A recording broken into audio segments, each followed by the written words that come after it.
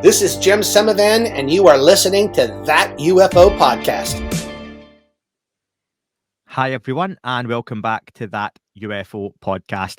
My name is Andy, and I am joined on today's show by an investigative journalist, musician, and experiencer. I'd like to welcome to the podcast Mr. William Galison. William, welcome to the pod. Thank you very much. It's an honor to be here.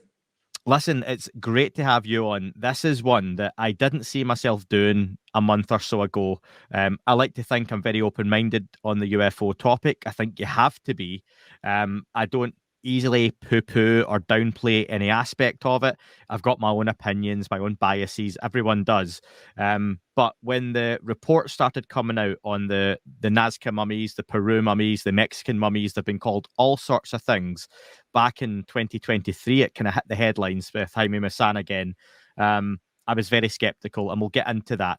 And the reason I'm saying this little bit at the start here is it's the volume of listeners who were interested in hearing more about this that really surprised me, especially in the comments online. They were looking for the other side of the story, and I think I was very one-sided on this, that I didn't believe there was much to it, as much as I want there to be. I want everything alien to be correct or whatever that may be. It's a hell of a story. I can understand why you're skeptical. Yeah, no, it is. And as you'll find out, I've been skeptical on and off since the beginning of this adventure. And I could say that I am now in the much more convinced camp that at least some of these mummies are authentic remains of once living creatures, which is the big question, I guess. It is, and let's get to the start before we get to the end then. I want to see how I come out thinking about this at the end. I've got a few folks coming on over the next week or two who are on your sort of side of the fence with this whole scenario. But listen, William, let's get into it, because I was really interested listening to your previous interviews with Whitley Strieber you've done. And but you're an investigative journalist, a musician, and an experiencer. So I think that's a good place to start, because your experiencer interest in the topic takes you back to childhood, doesn't it? Yes, it does. And it's the reason why there's no doubt in my mind. I mean, there are three kinds of people, I guess, when it comes to UFOs: the people that believe, the people that don't believe, and the people that know, right? And the people that know are the people that have had their own experiences. Now, mine were, other people might say, if I told them the story, that it's a matter of belief. But essentially, when I was a young boy, 3 to 5 years old, maybe even earlier, I had these recurring visitations, or what I perceived as being recurring visitations, of little men. They actually looked like little men and women in my vision, but I'm not at all confident that that's what they actually were. But they were about the size of the typical gray, and I did not like them at all. And they came in and they took me out of bed and they took me through the closed window. And of course, it wasn't for many years later that because I was born in 1958. So it was not until many years later that I heard about the sort of archetypal abduction experience, and it just fit, piece by piece. So there was that. And then I've had some sightings in the deep woods of Vermont, where there should not have been anything in the sky, seeing lights just behind the clouds circling wildly like this. I was with another witness, and that summer, it turns out, and I found this out decades later, this is summer of '76, was a huge wave of UFO sightings in Vermont. I was a camp counselor at that time, and at one point I went to visit a cabin of young kids, and they were terrified because they had been left alone for a few minutes, and they said that they saw this red light just jumping from the top, one treetop to the other on the other side of the lake, and they were crying. They were so confused about it. So I know there was activity, and then I saw what I saw. So, and I could mention other things in my teenage years. I had other, what I consider, visitations.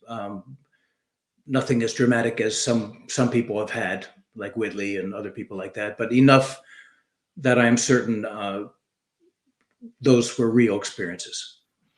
There's a massive audience in the UFO topic across the board, and you're always going to get those with their various different interests. You know, you have your nuts and bolt, your consciousness, your spiritual, if you want to call it the woo, whatever that might be.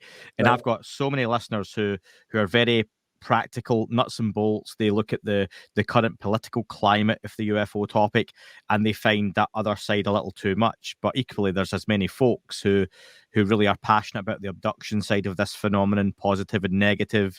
So to dive into that then, why do you believe your experiences were just that and not an intense lucid dream or something as such?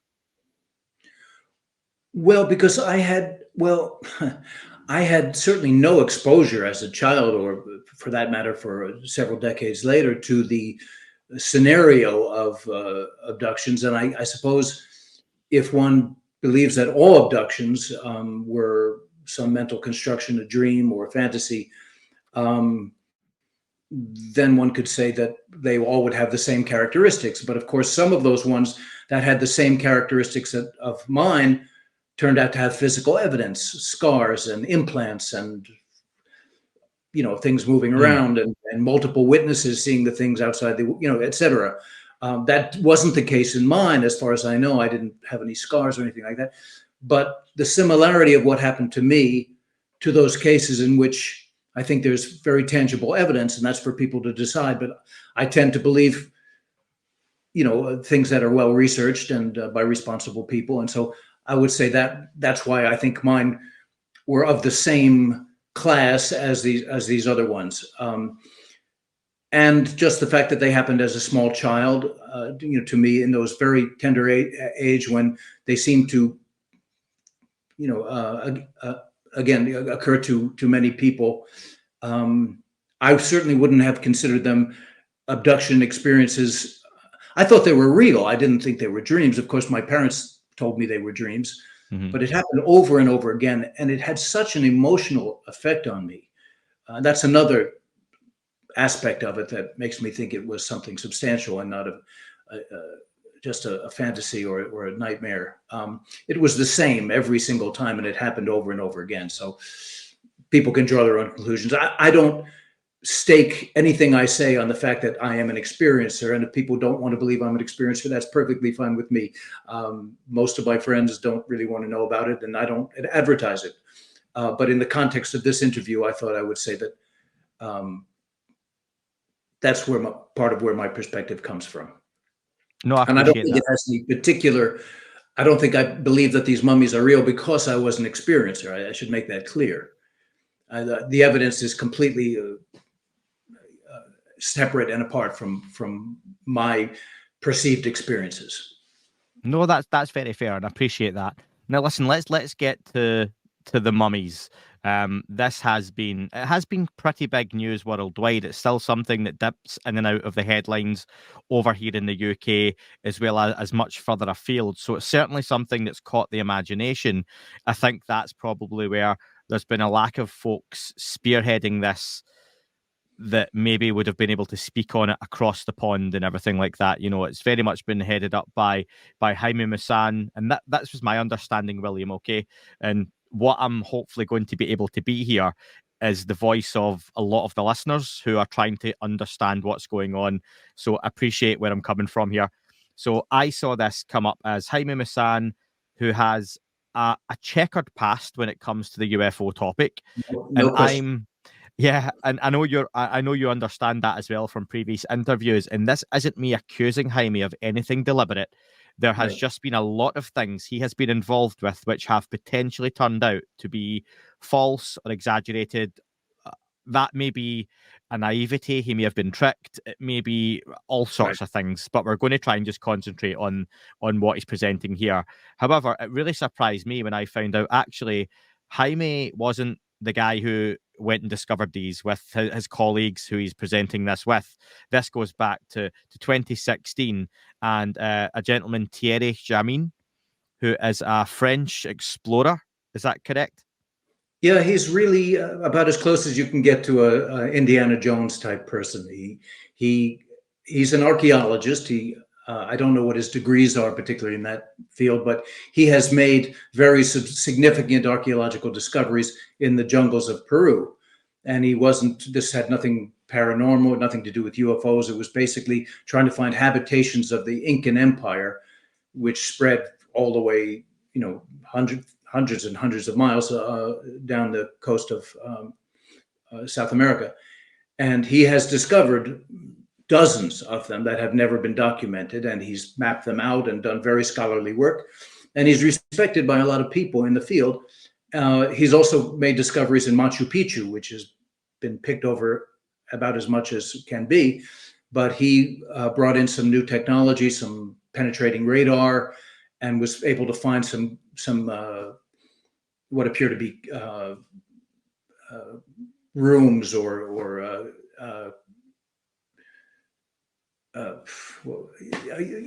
hollow spaces beneath what is chambers, known something like that. Yeah. And for whatever reason, that became a very hot topic, and the Peruvian government was very concerned about not publicizing that. So he's stepped on the toes of the authorities before, but he's certainly not someone who specializes in the paranormal and the metaphysical like a Jaime Mussain, and there's a place for that, and Jaime does it. But that's not Thierry's thing. He was an archaeologist, and he has an institute. He calls it an institute in Cusco, where he has several people who work with him, including a very able security guy, who he needs, also very clever, and a photographer. And when he goes on his expeditions, it's usually 3 or 4 of them going together. So he would, if I could just continue with that for a moment, he was in his office in Cusco, where I've been many times, and a person came into his office with some specimens and basically put them on the table and said, "Tell me about these. What are these?" This was not the person who's referred to as Mario. I should make that clear. The person referred to as Mario, it's not his real name, is the haquero, or tomb robber. The Spanish word is Haquuero, and it basically means someone who raids ancient sites. And in fact, there's a long history of people of that kind of person in Egypt communicating with the serious archaeologists and giving them clues and tips. So they work together in a way, because the haqueros are the ones who are doing that every day, and their survival depends on finding things. But in this case, through this fellow Paul Ronceros, Mario delivered some specimens to Thierry. And if I'm not mistaken, the first ones were skulls, which were not readily identifiable. They were apparently skulls, small, humanoid-looking skulls that were clearly not monkeys, but they were about the size of a large monkey skull. And I think in that first cache, there was also some very large hands and several other things, but it was not as spectacular as it would come to be. And Thierry was very curious about what these things might be. And I think very responsibly and appropriately, he went on YouTube and he said, "Does anybody out there in YouTube land know what these things might be? They're mysterious. They're not monkey. They're not human. They're, what are they?" And I happened to see that video early on, 2016, maybe 2017. And it really caught my interest. I said, "Wow, could this possibly be real?" I had the same skeptical, but he didn't seem like he was hawking anything. He was genuinely asking people what they thought it might be, or if anyone had knowledge of these things. And so I contacted him. I speak a little Spanish and some French, and he does not speak English, which is a large part of the reason why why his part of the story has not reached us in the United States and the UK, in the English-speaking world, because he is, if I could say, the very opposite of Jaime Mussain in terms of self-promotion and self-aggrandizement, and he's not out for a profit. he manages with the funds that his institute receives, and that's what he's happy with doing. And I'm a good friend of Thierry, I should say up front, and I've known him now for 7 years, and I think he is a person of exceptional morals. So, and I think he's also a person of great discretion. And one could argue, I don't want to put down Jaime, but one could say that his discretion is sometimes wanting with fiascos like the Roswell mummy thing, which took a lot of people in and let a lot of people down. I don't think Thierry would have been involved with a thing like that. Again, he's coming from a science and archaeology background, not from a paranormal background. So he has nothing to prove in that respect. And he was baffled. You know, obviously, what the hell could these things be? It didn't pop into his mind that they were alien at first. They were just anomalous. Anyway, I started a correspondence with Thierry, and I had the chance to meet him in France. I was over there doing some musical work, and he was giving a lecture about the mummies. And that's when I really decided that this was something I needed to look into. So what happened with Thierry is that this fellow, Paul Ronceros, brought these specimens in, and then gradually over the next few weeks and months, he brought in more and more, and they were more and more dramatic. They were full skeletons or full mummified bodies. They were giant hands with gold inlays. I'm not remembering exactly what else was in those early things. And eventually, he was told that there was a human-sized mummy that was being kept in a secret location, and he had the permission to go find it. And that was the one they call Maria. Yeah.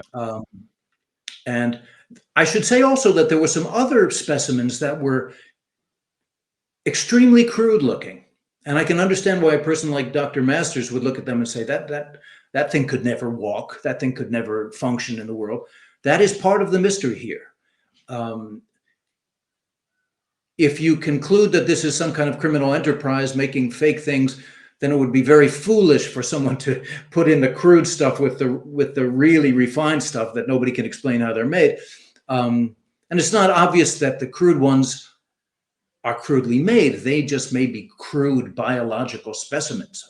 They may be remains of something that didn't work. And so I say, if your viewpoint is that this is a criminal enterprise and they're trying to foist things on people, then it would seem very illogical that, you know, you could say, well, you see these first ones were very crude and then they got better at making them or something. That was what Dr. Masters, my view at this point, and that of the people I think who know most about the case, is that there was some kind of enterprise going on for a very long period of time at this location, and it had to do with genetic engineering. Very possibly not in the way that we think of genetic engineering today with CRISPR and all these techniques, but some kind of what we might call metaphysical manipulation of genetics. And I will explain why we've come to that conclusion later. But if one goes with that notion as a presupposition, then these crude type bodies could be early or could be genetic experiments that just didn't work out, perhaps. So let me just thank you. Let me just wrap up for myself and just so I get it straight. And also for anyone curious, William is mentioning Dr. Masters. That's Dr. Michael Masters. You may have heard him on the podcast a few times doing various interviews. I had him on last month or 2 months ago. I think, William, you'll have seen that piece where Michael Masters is an anthropologist. He's very skeptical of this whole mummy situation, came on, gave his point of view. And I think Dr. Masters, while passionate about, his ideals, he's very clear to say he's not studied the specimens. He would love to, but obviously that involves money and travel and all that kind of stuff that would... I'd like to address that, but he did, and I'm not here to put down Dr. Masters in any way, shape, or form, and I have tremendous respect for him. I'm from a family of academics, and I know the kind of discipline and effort that goes into that standing in the field.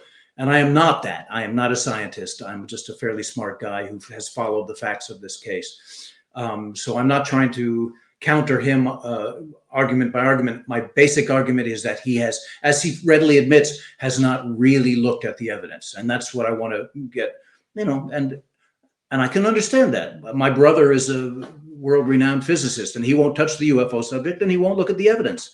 So I can't convince him because it's a closed door for him.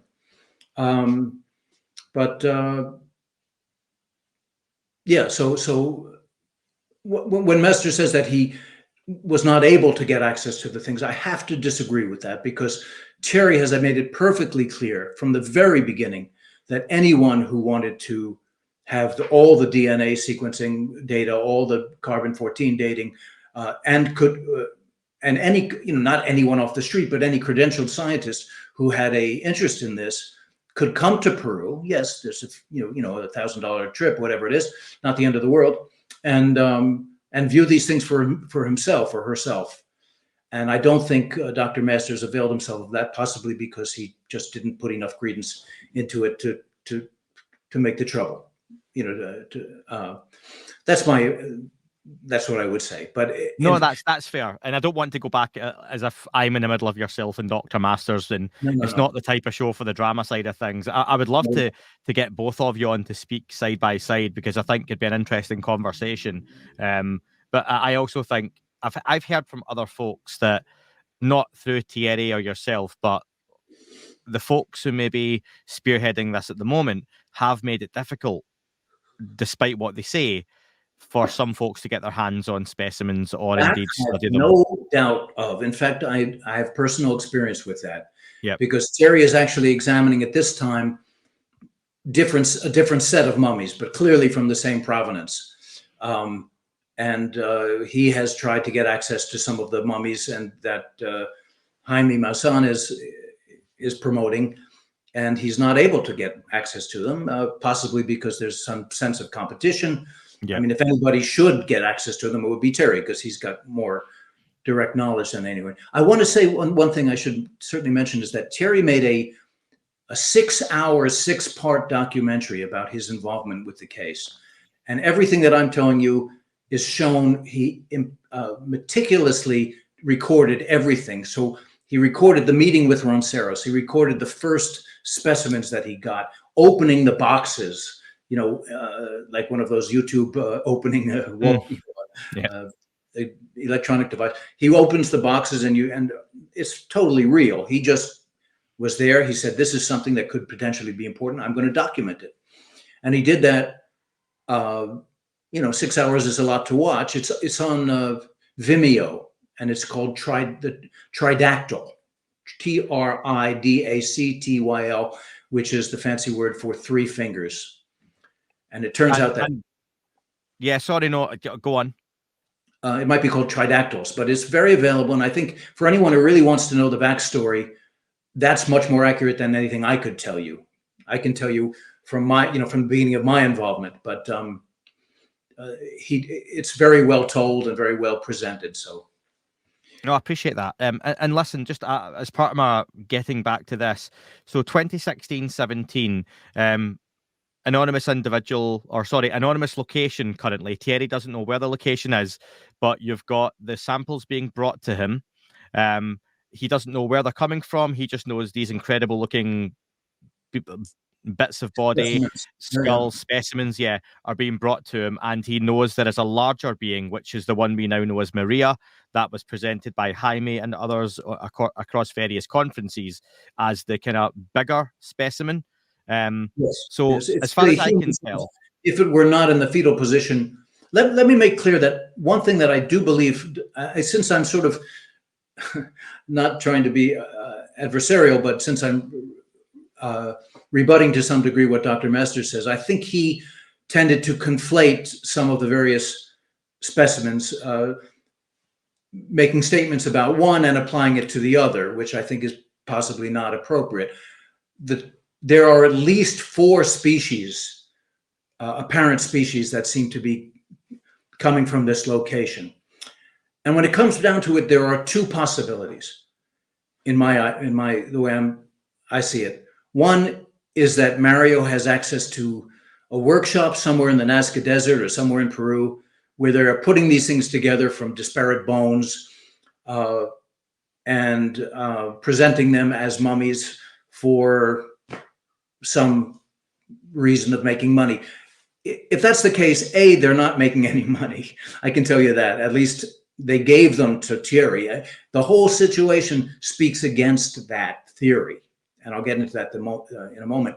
The other alternative is that they are real and that Mario is telling the truth, that he found them in a cave in an undisclosed location. So if you have two alternatives, as Sherlock Holmes says, if you eliminate the impossible, what you have left is the truth, whether you like it or not, however improbable. I mangled that quote, but that's what he said.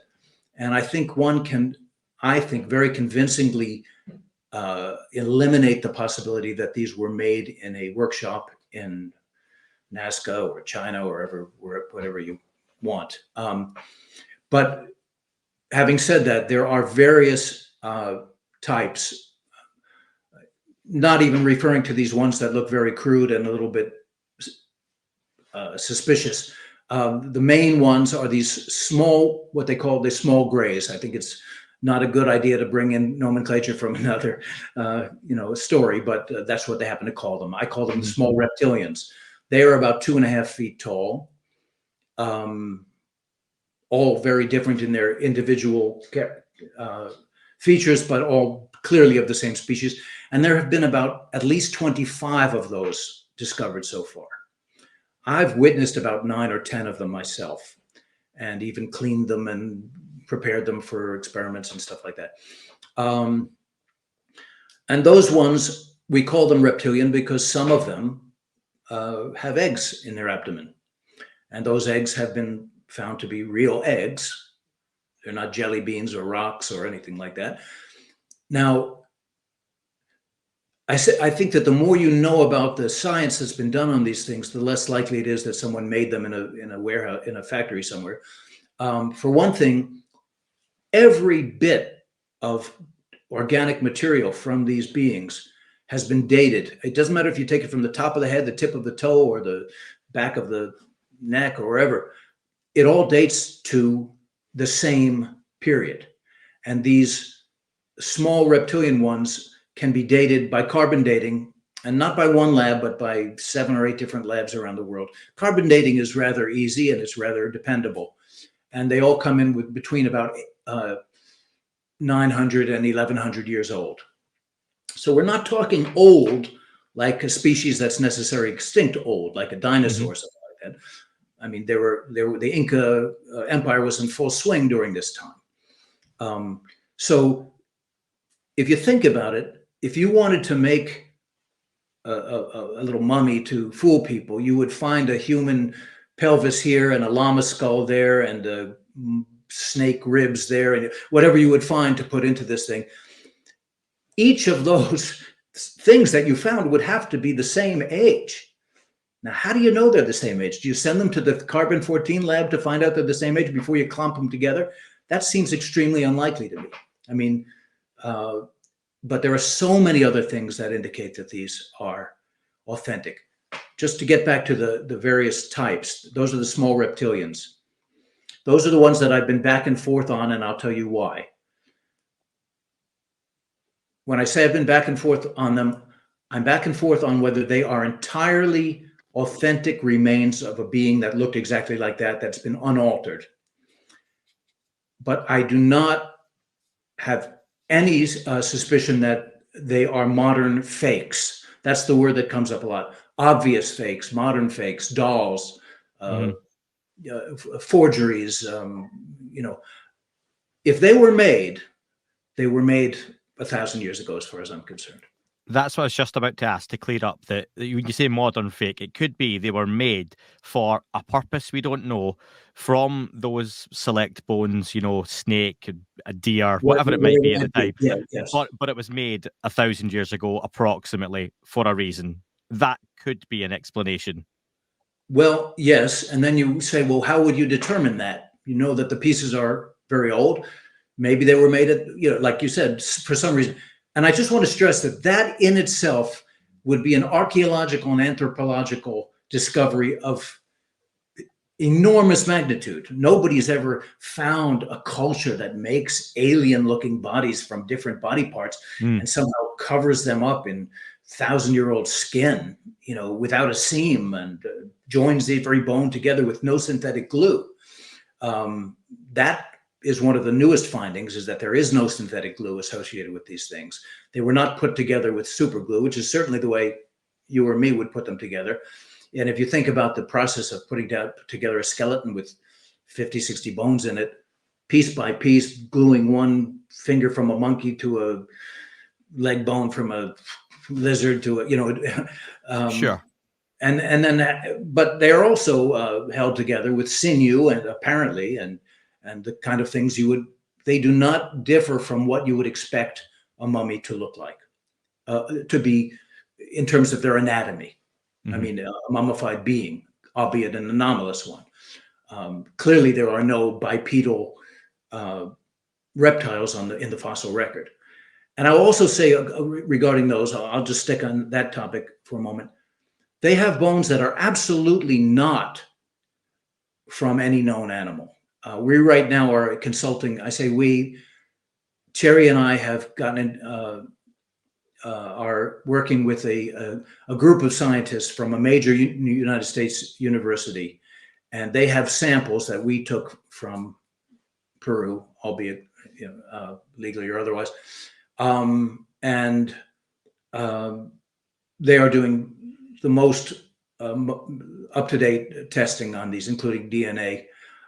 DNA testing was done on these before, and I should mention that what we were told, was that the DNA from the head of the creature matched the DNA from the thorax of the creature, matched the DNA from the foot of the creature, which would tend to rule out the idea that they were, foot of snake, foot of monkey, ribs of snake, head of llama. But we are now reproducing those experiments. We are running the DNA, which is not a quick process. But that's certainly evidence, very strong evidence, that these are not composites. And I can get into the reasons why I did have misgivings, but I'll hold off on that. Apart from these little ones, there are larger ones like Maria. Now, for many years, there was only one mummy like Maria. That was Maria. And she is very striking looking. She's crouched in the typical mummification position, funereal position of the Incas. She would be about 5'7", they believe, more or less, if she was standing up. And what people said about that from the very beginning, the skeptics who again didn't really look at the evidence, said, "Oh, this is a human skeleton, a human mummy that was disfigured." They took a 5-fingered hand and they removed the thumb and the pinky, and now you've got a 3-fingered hand. Any idiot could do that. Well, there's a lot of problems with that theory, because the bones in the wrist that meet up with those fingers are very different from the bones in a human hand. The fingers, for another thing, have an extra digit on Maria.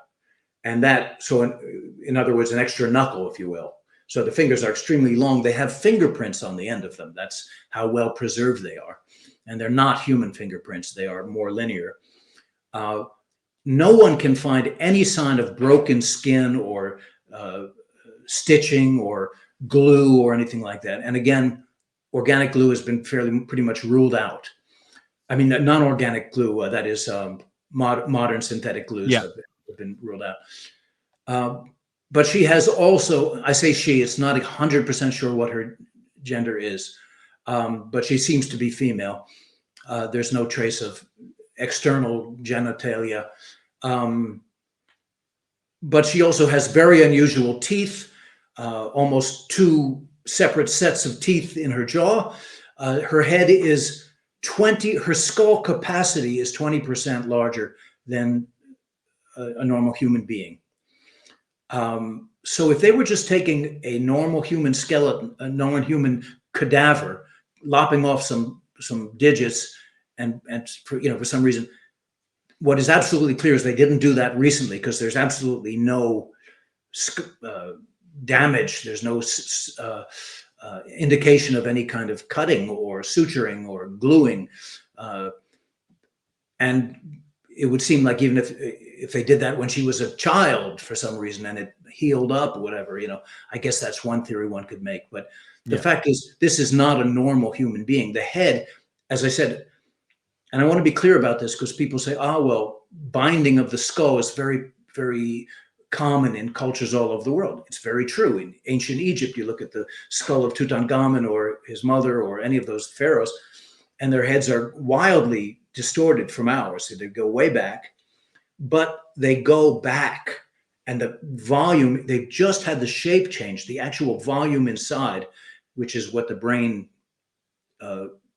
where the brain resides, is the same as you and me. Those people did not have bigger brains than you and me. They just shaped their heads through whatever means, taping or binding. Sure. And that's been done in cultures all over the world. That's a very interesting question from the UFO point of view, is why they would do such a thing. Were they trying to make themselves look like somebody who they felt were superior? That's a possibility. In any case, that's not the case in this with Maria. Her brain case is 20% larger. Whether that means she was 20% more intelligent, I have no idea. Maybe she was much more intelligent, or maybe she wasn't. And the eye sockets are actually 20% larger than 25% larger than ours relative to the skull. And this is just not something you find. You don't see people walking down the street with eye sockets that are 25% larger than normal. We pretty much all have the same eye size. And so if you want to go with the idea that they manipulated or mutilated a cadaver or a mummy, you have to go with that they mutilated something that was extremely unusual to begin with, right? And that's just a matter of taking a caliper and measuring, and they've done that, and you can see that, and you can also see the CT scans, which show every little detail of these things anatomically. Now, I said there was only one back when Thierry received Maria, and there was only one for a long time until about 2 years ago.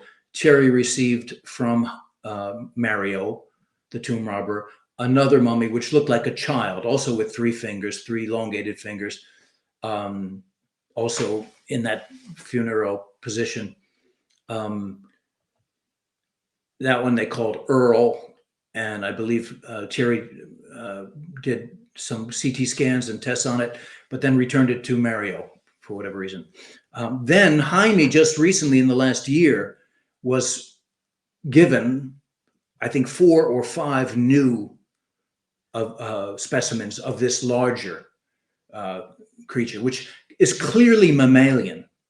It's not. There's no question that they have eggs. This looks very human. It's clearly got everything that a human has, except in the case of Maria, at least, and I don't know about the others.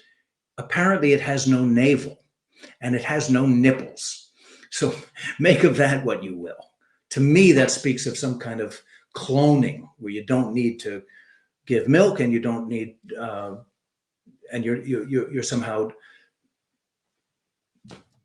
I don't know, more advanced form when it doesn't sound like us.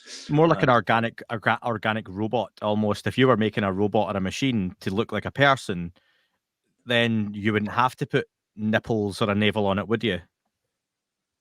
You would have to add that. Yeah, I mean, right. They're not added. So apparently they're not there. Now, some people can look at the CT scans and saying, oh, I see the trace of it there, or they can agree. I mean, I'm not a scientist, but that's what the scientists that have looked at these things, and there are many, have concluded. And can I just ask on that, because you've mentioned a few times, one of the things that has been thrown at this is that there has been a lack of scientists involved. Are there more folks looking at these samples, materials, beings than we know publicly? Yes, absolutely. I can say that with 100% assurance.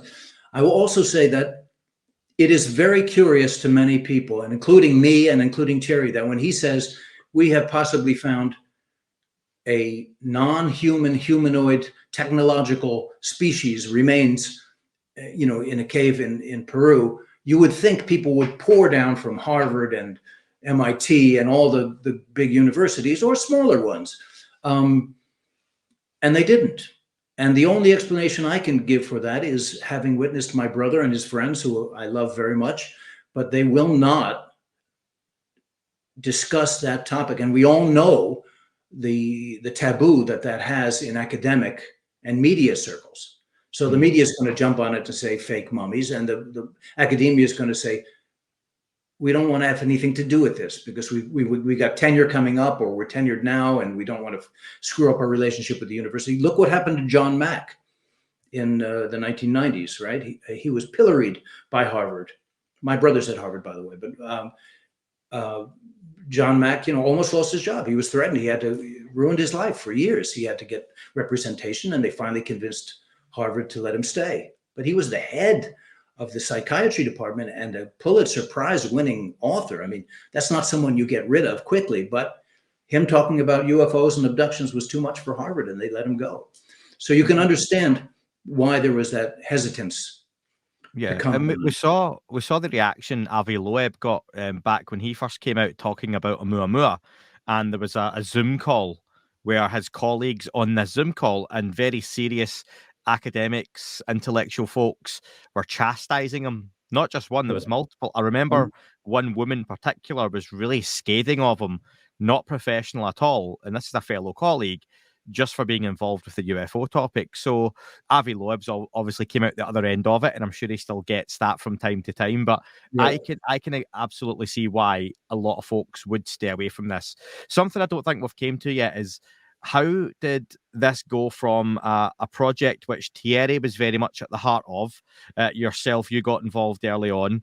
I'm Jaime, very much adjunct. I don't want to claim that I had anywhere near the involvement of Thierry. No. I was a guy who was able to come down, do some translating, help out in the lab, et cetera, like that. But I am an observer, really. No, that's fair. How did Jaime and co then suddenly seem to take this over? Thierry, if I understand correctly, and hope I'm not wrong about this, I believe Thierry approached Jaime because Thierry didn't know who Jaime was. Not being in the UFO field, and Jaime being Mexican, although I think Jaime's known in Peru. But anyway, Thierry didn't know who he was. Somebody said, "Oh, you've got to get this to Jaime Mussain. He will fund you.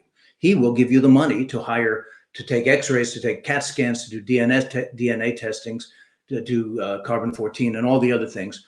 And Thierry, being a man of good faith, thought, okay, well, why not? I'll reach out to this guy.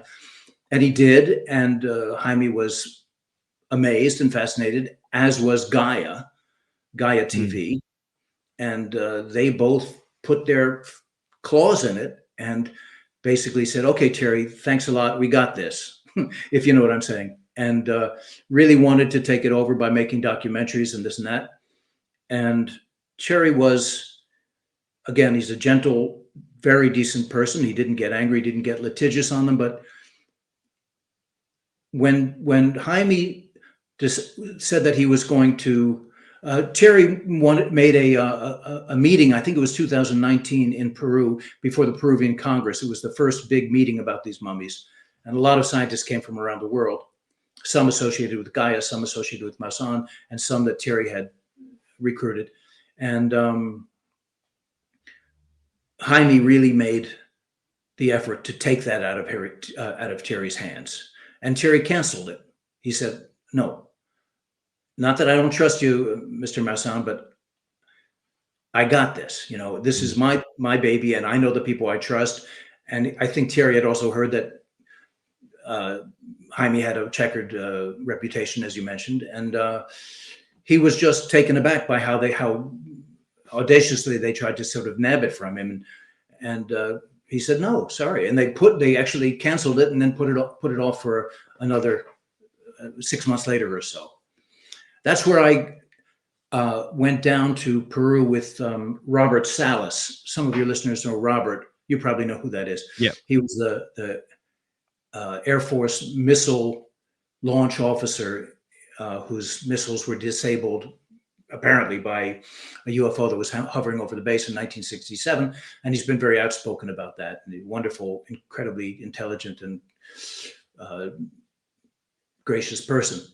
I had met him in 2013 at that wonderful hearing, at the press hearing at the press club in Washington, D.C. Yeah. A lot of the people I admired in the field. And I called him. I said, hey, you want to go to Peru? There are these crazy mummies. And he said, nah, I don't. And then when I showed him a picture of the hands, he said, oh, fuck, I've seen those hands before. Because it turns out after that experience in the desert, I mean, at the Air Force Base, he had some encounters. And he said, those hands look like the hands that I saw. And he got on a plane at 80 years old, and we met in Cusco. And no, we met in Lima. We went to the hearing, and we were taken to see the, so we went to the hearing in Lima. And then after that hearing was done, we went down to Cusco, and that's where I first saw the bodies, and Bob first saw the bodies. And we're both convinced that we were convinced at that point that there was something very important there. So Jaime and co get involved. Now, I'm not too sure exactly to jump onto this or this. I'll just say, it wasn't like Thierry was trying to exclude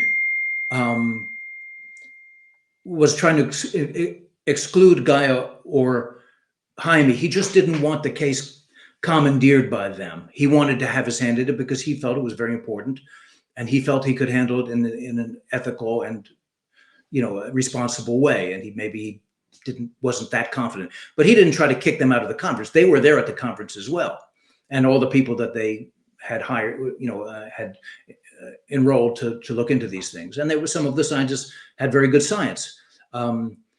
But it's been a rocky road between Thierry and Jaime. I can't say they're enemies. They're not at all. I'm sure there's mutual respect there, but there has come a little bit of a competition. And of course, Jaime is a person with a tremendous amount of money and influence. And Thierry is a archaeologist sort of working on donations. And there's, it's not an easy, it's not an even playing field.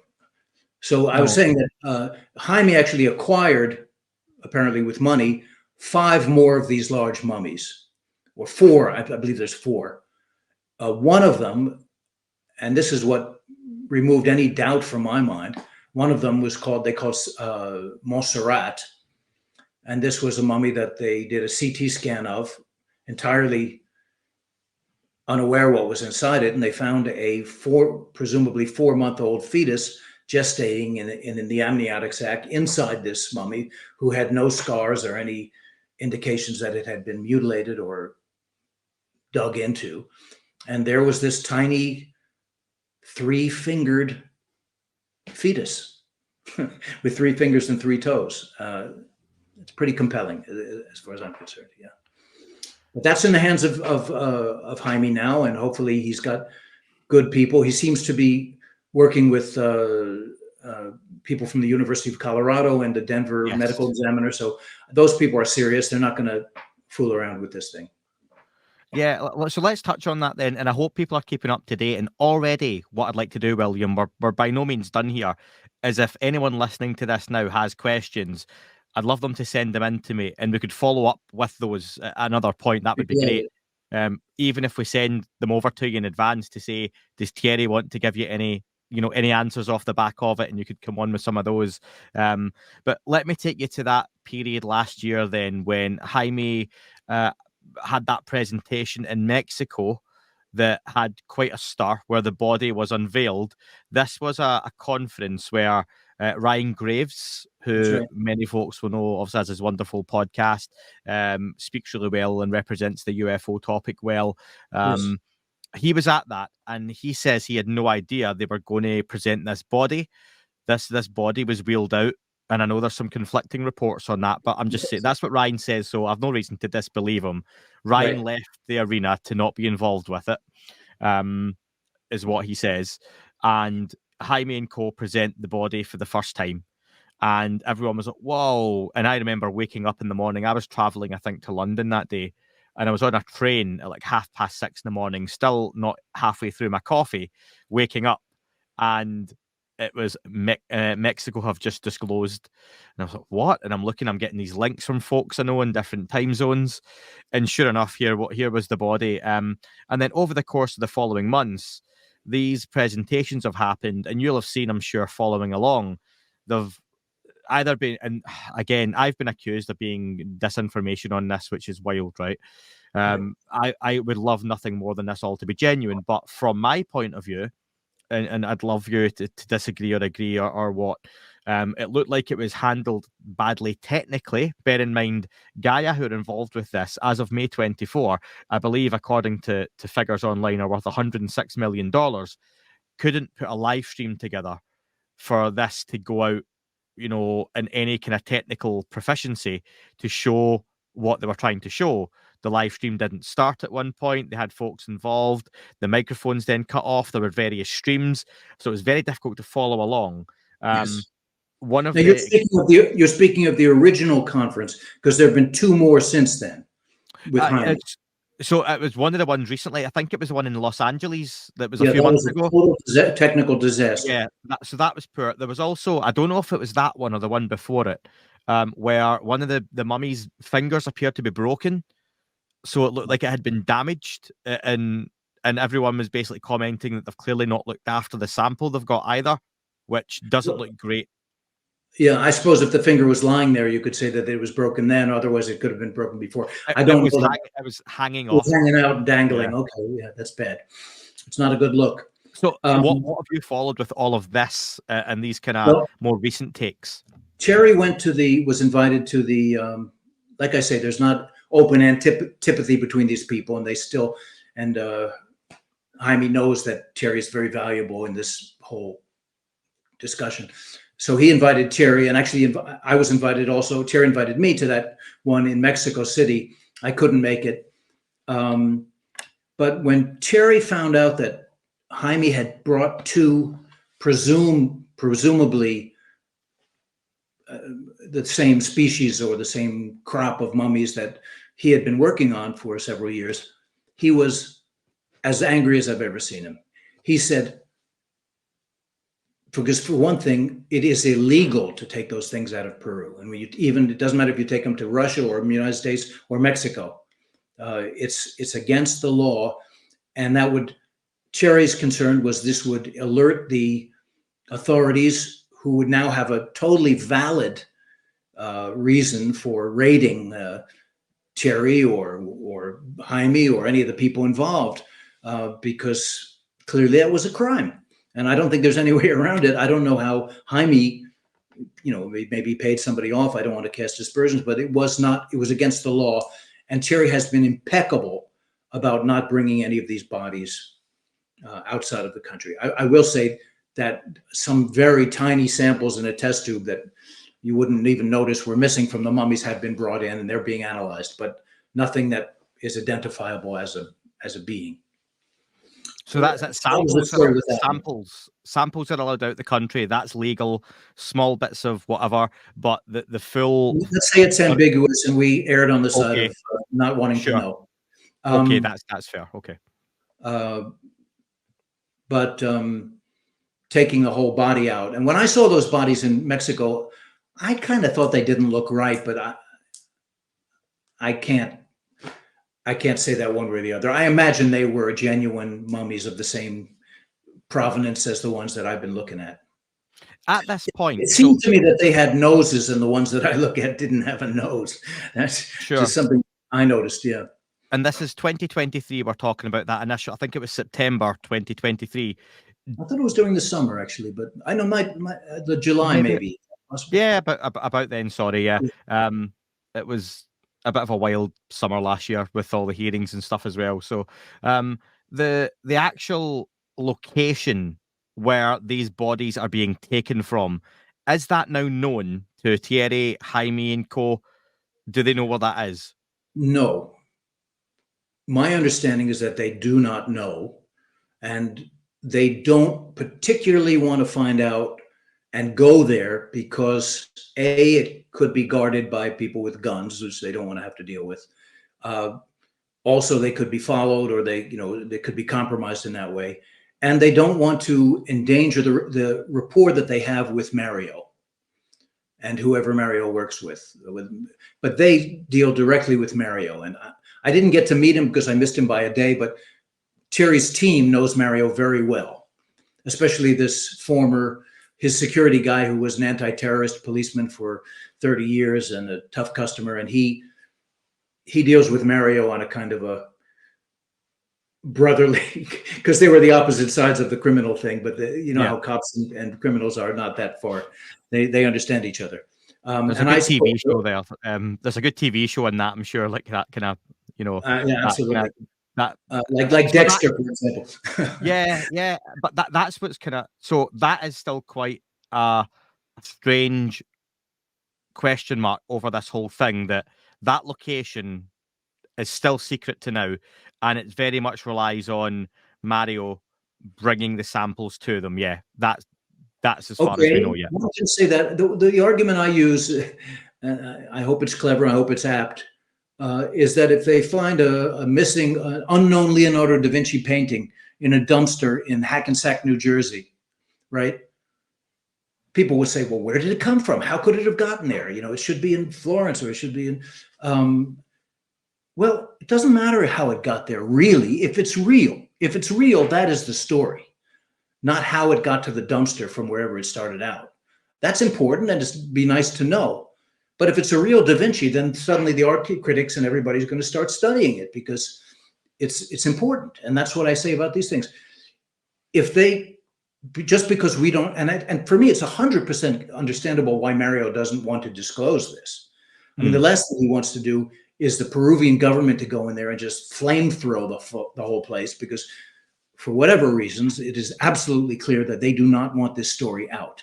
Or more likely, they would go in there and clean it out with the 100 troops and put everything in boxes and take it to their equivalent of Area 51. But he certainly doesn't want that.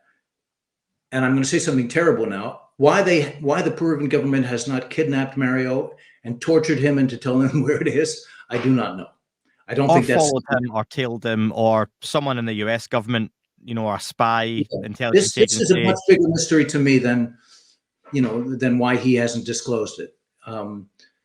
But And just on the location, William, I'd love to come back to you on that. And this is just a personal thing. I appreciate for a Da Vinci, yes, that's right, because ultimately, yes, you've got it. That's fine. But I think what I'm thinking, and I don't know how you think of this, and it's probably different for many folks.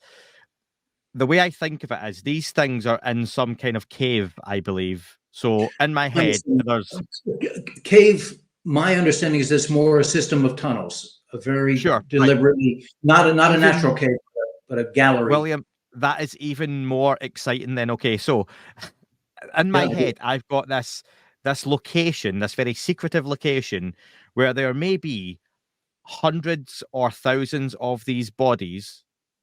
And who knows, technology, other things, other artifacts. It's very unlikely if I go back to the location of a stolen Da Vinci, I'm going to find a factory that was producing these for 1,000 years. But there's a chance that if I find where these bodies are, there could be, almost like you say, some kind of ancient genetic factory or manipulation. Are you going to discover a craft, some kind of ancient technology, some kind of underground pyramid that we've never discovered? Who knows? That for me is fascinating, and I just don't know why they wouldn't have gone and found that by now. But like you say, if I'm Mario and I'm doing what I'm doing, then I don't want anyone, and I'm sure this isn't someone who's been doing this for a couple of months or a couple of years. They are very highly skilled at what they do, and keeping it Mario secret. was actually known to Thierry because he's a tomb robber and Thierry is an archaeologist. Mario was not a stranger, entire stranger to Mario, to Thierry. So that's probably why Mario brought the bodies to Thierry. But think about this: if you are making fake things to fool people in order to make money or get famous, of course, Mario has not tried to get famous, and as far as I understand, he has not made much money from this, except for possibly from Jaime Mussain, who paid him for some bodies. I was just going to add that, because some folks will, William, some folks will immediately say, well, Thierry, fair enough, has his morals with this, and he's not wanting that side of things, as we know, or as you've mentioned. But you don't know, or I don't know, that Mario isn't getting a considerable sum of money to bring more of this stuff to Jaime. I do know that he did get a considerable amount of money from Jaime, and if Thierry had possessed a considerable amount of money, he probably would have gotten a considerable amount of money from Thierry, because they both realize that this is a super important, or they both believe this is a super important thing, and it's worth almost anything you can throw at it. And we're not talking about millions of dollars, much less than that, actually. So we're not talking huge money. I thought when I first heard about this, I thought, God, some Russian oligarch would want to buy one of these things for, $10 million to show his new mistress and his Dasha. Yeah. That's what I would do if no, I'm joking.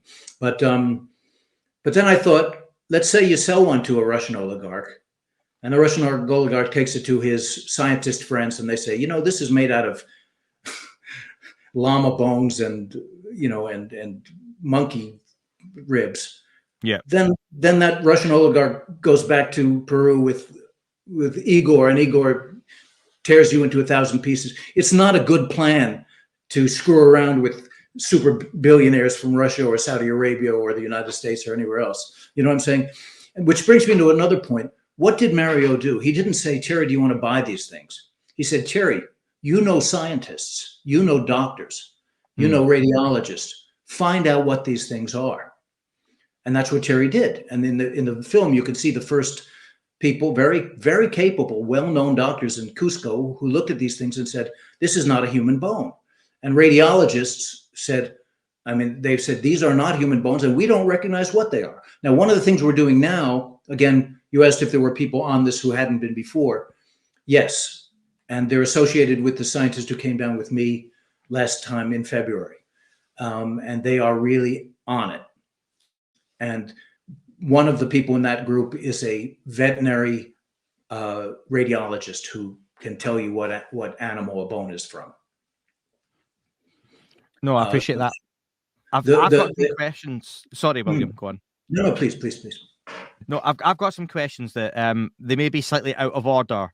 I don't mean as in they're bad. I just mean we might have passed this or we have to go back and forward on it. Okay. Yeah. So the whole courtroom's out of order in this one. Let's get through some of these, and then I've got some listener questions as well. First one, you have said previously, I believe with Whitley Strieber last year, and you didn't go too far into it, maybe you can now, you had studied a mummy in the same family, and you'd paid out of your own money for CT scans to be performed. You were also willing to give out a file for analysis on that too to folks. And I just wonder, has anyone taken you up on that yet? Yes. The PhD from this university happened to hear my interview with Whitley, and he said, "Hey, you said this is available to anybody. Can I get these CT scans?" And I called Thierry and I said, "Hey, there's a guy from such and such a university," which Thierry didn't know, but I knew was a hot shit university, and he wants to look at Thierry sent them the next day, the entire file. That's why I argue with Dr. Masters when he said that he tried to get them and he couldn't get them, because this guy asked and he received just like that. And he still got them. And he's not only has that, but he's got actual samples and everything. Not to mention that Thierry has a website, unlike Jaime Jamin or Gaia, as far as I know. Thierry has a website called the-alien-project.com, which I hope you'll post. And that is a really well done website. It has many x-rays and CT scans that you can actually look through. You can actually rotate them in 380 degrees, 360 degrees, that is. And there's tremendous resources there, even if you don't, get special files from Thierry. I think what Thierry sent to this fellow were the raw files, so he could look at them from every angle and, but what's on the website is extraordinarily comprehensive. And it also has the DNA tests. And you can question the DNA tests, but they're coming from the labs, and the lab's letterhead is on them.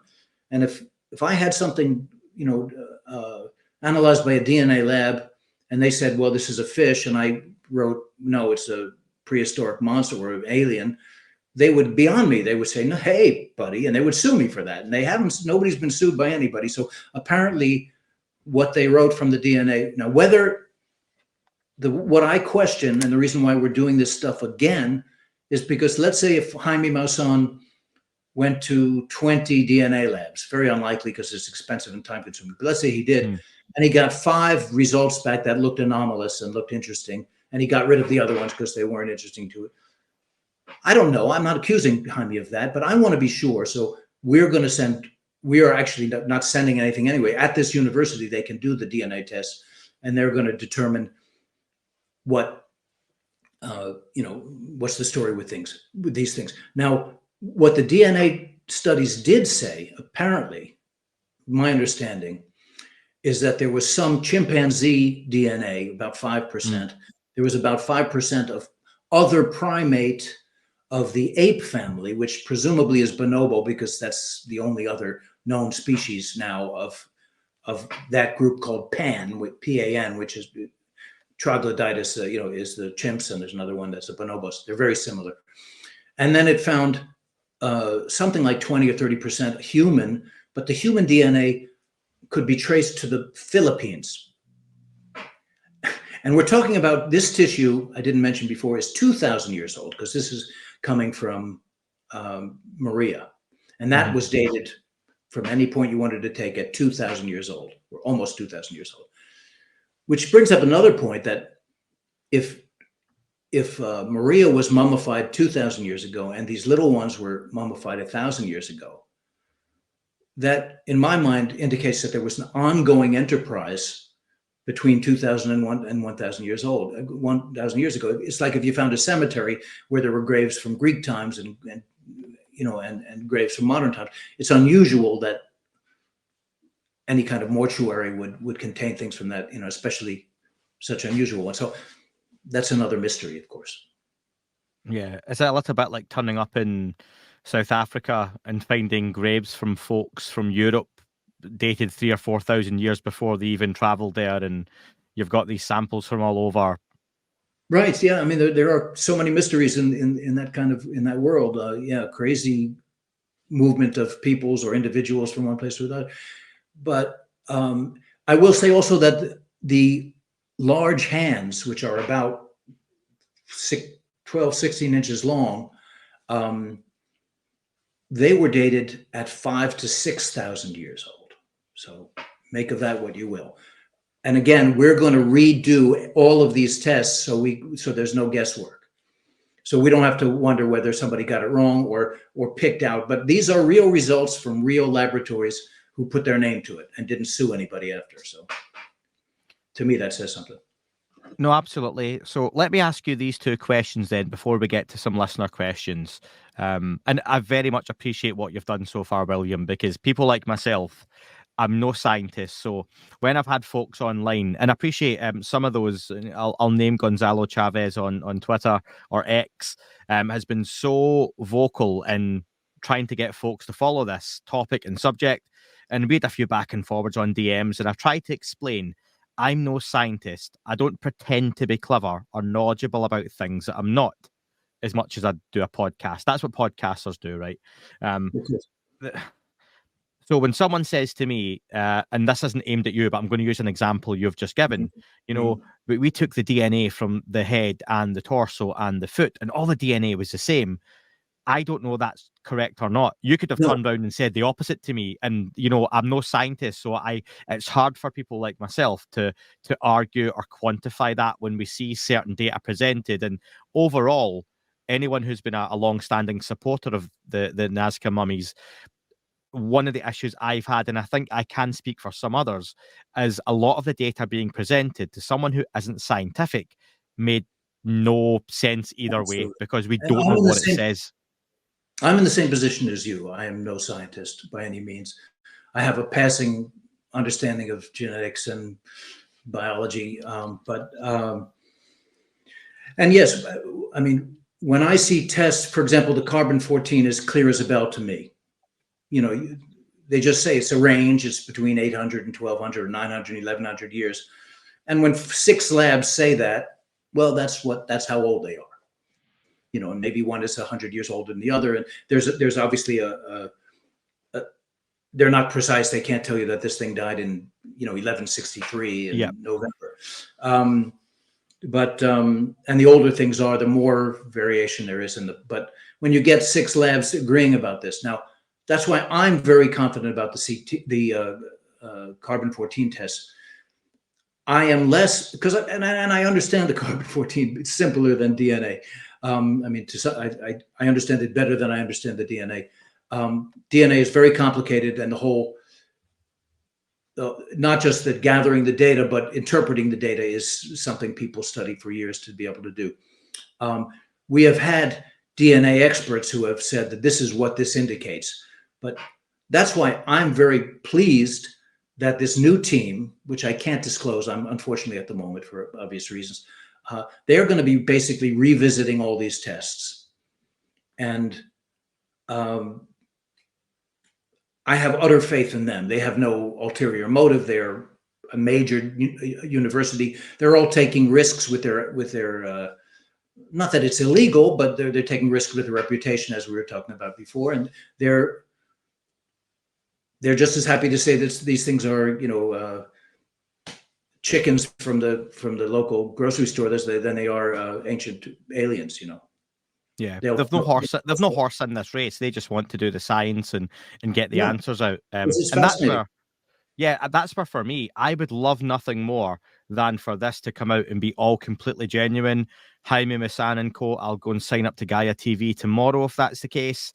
Jaime, I'll donate to the funding for it, all that kind of stuff, as little as that might be. I want this to be genuine. I've said that with anything in the UFO subject that I'm not too sure of or don't quite buy into. I'm quite vocal about Stephen Greer's position right now, but I'll go sign up to one of his summer camps if tomorrow he can prove to me some of the stuff he's saying and he's so sure is genuine. So we've all got our opinions on it. Let me ask though, William, what questions right now then do you feel have been answered without a doubt? What is concrete evidence on this for you? Very good question. As I said, the carbon-14 dating seems unimpeachable, right? It's because it was replicated by many different labs in different countries, and none of them are deadbeats, and they're not taking a bribe, to make it a false date. And so we know that we know the ages of these specimens. We know that the small ones are 1,000 years old, and that the bigger ones are 2,000. And there are some other species which I didn't get into, which are stranger still. And when I heard that the big hands were 5,000 years old, I thought that's got to be a mistake. But that seems to be what they're saying. That's why they need to be done again, for not only for my satisfaction, because nobody cares what I think, but for Thierry's satisfaction. Because he doesn't want to depend on information that was gotten by Jaime or some other team where he couldn't control the whole process. Okay, there are metal implants in these beings, many of them. Some of the little beings have as many as 14 metal implants. I say implants, they are metallic sheets that seem to be attached to the skin in some way. And in some cases, they're attached to the bone. There's certainly one thing I can say for sure is they're not holding the thing together. They're not like giant staples or something like that. They are not structural.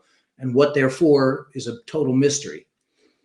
That metal has been analyzed, and it turns out to be a metal that was available to the Incas in the 10th century, 11th century, right? Or 11th, 12th century. So that raises a question, why would you have to ask yourself, would a forger, would a faker, a hoaxer, first of all, would they give it to somebody and say, find out what these are, bring it to every scientist you can? They would have to be very certain of their prowess as a hoaxer. No, you bring it to some stupid looking tourist and you sell it to them for for as much money as you can get. But these things have withstood all this testing.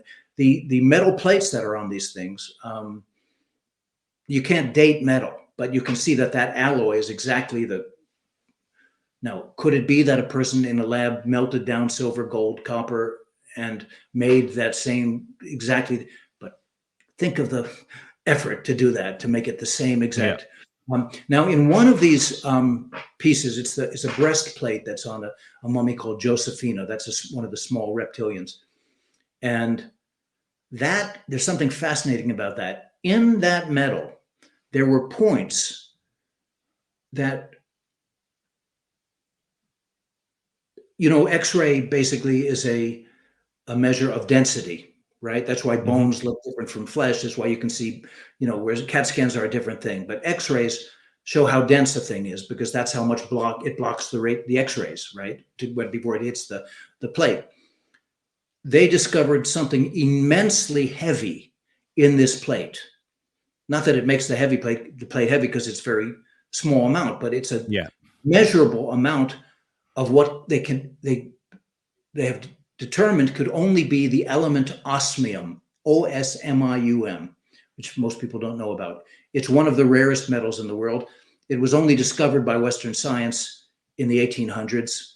It's twice as heavy as lead. So if you can imagine holding a lead baseball and how heavy that would be, can you imagine holding something that's twice as heavy as that? And they didn't do metallurgical studies because they don't want to dig pieces out of this thing, right? They want to leave it intact. They don't want to be intrusive, right? But they can see from the X-rays that it's blocking the thickness of it versus the amount of radiation that it lets through, shows that it's extraordinarily dense. So the only thing it could be apparently is osmium, unless it's something even more mysterious than that. Why would a hoaxer put a precious metal that's almost as expensive as platinum, in one piece of metal on the breastplate of a fake mummy? It just doesn't seem. I mean, to me, that's convincing. But even more convincing is that one of these metal plates, the position of it seems to indicate that it's a kind of a prosthesis, like it's a hip joint, something that reinforces the hip joint. And they don't have hips like we do. And that's one of the things Masters said. And to be honest, I can't comment on that because I'm not a doctor or a forensic anthropologist or anything like that. It could be, he's saying that the way the hips are constructed is they couldn't walk. They're, that it's medically impossible or anatomically impossible. My response is maybe so, which makes a mystery. But if we can find things that show that these things are 1,000 years old, and everything points to the fact that they're not constructions, then what do we do with that? Maybe they had a different way of walking. Who knows? And in this case, the metal plate that is inside the bone there, according to Thierry, and some of the other physiologists who looked at this, that bone is actually grown around the plate. Mm-hmm. What does that mean? That means that the creature was alive when the thing was put in, and it grew around the plate. Now, I present that as what I've heard. Have I sat next to a surgeon and examined that? Could it be a misperception of something else? What it appears to be is that, and not only that, the skin seems to have attached itself to these plates in other of the mummies. It's not at all clear how they were adhered to the body. Yeah. There's obviously no detection of any adhesive or anything like that. So if in fact the bone grew around the plate, then you have to assume that maybe that bone was taken from some creature that had a plate in it and put on this mummy, but that's a bit of a stretch. So again, I'm not making any declarations about anything, but least of all, the small mummies, there are some things that give me pause. And when a forensic anthropologist says this hip joint doesn't make sense, I believe that's his perception and that's his experience will tell him. But is it possible that he's not thinking out of the box? It's like when Avi Loeb said there are objects flying across the sky in Ukraine that are going so fast that they can't be real. At one point he said that. He's all over the place, Avi Loeb, as far as I'm concerned. Sometimes he's really fervently for the UFO thing. Sometimes he backs off. And he said that about these objects were flying. This was detected. But if it was flying that fast, he said it would have burst into flames because nothing can go that fast without bursting into flames from the friction. Sorry, baby. You're just, come on, we're talking about UFOs here. We can't tell them what they can and can't do, right? Now, biology might be a little bit different, but maybe there is a different anatomical plan, and maybe where these things really differ from humans and other bipeds is the structure of their hips.